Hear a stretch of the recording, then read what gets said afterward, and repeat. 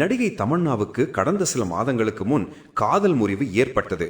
இதன் பிறகு முழுமையாக தனது கவனத்தை சினிமா மற்றும் ஜிம் ஒர்க் அவுட் பக்கம் திருப்பினார். கடுமையான பயிற்சி மற்றும் சரியான டயட் மூலம் உடல் எடையை குறைத்து ஸ்லிம்மாக மாறினார்.